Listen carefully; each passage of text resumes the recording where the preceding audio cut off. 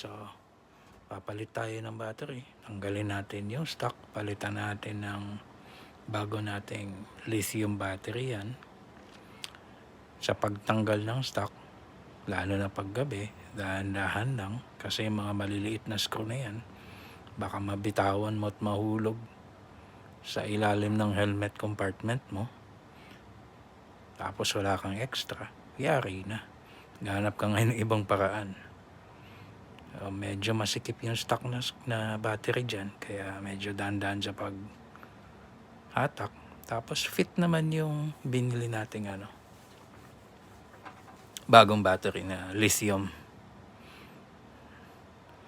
So, medyo nagka-problema dyan sa negative na terminal.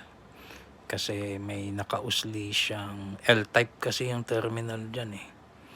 Yung niya, kailangan mo pang idiretso kasi bumabangga siya sa battery. Kaya nagpakuha pa ako ng pliers para madiretso ko yan at mailapat ko yung terminal sa battery. Ayan, since wala kaming pliers, and cutter na lang pwede naman. Ayaw ko siyang putulin kasi baka magamit ko pa yung sobra in the future. Then retso ko lang siya. Enough lang na maidikit ko yung terminal sa battery. Again, dahan-dahan lang sa pagkabit ng screw.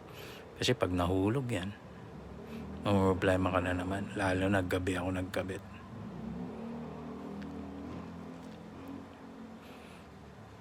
Tapos, kabit yung sa positive terminal.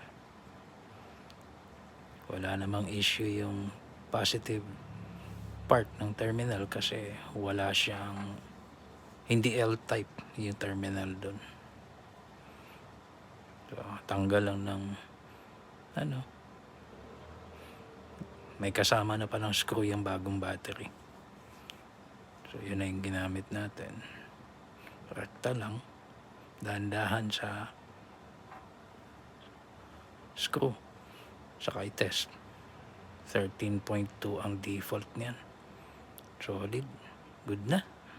Start agad.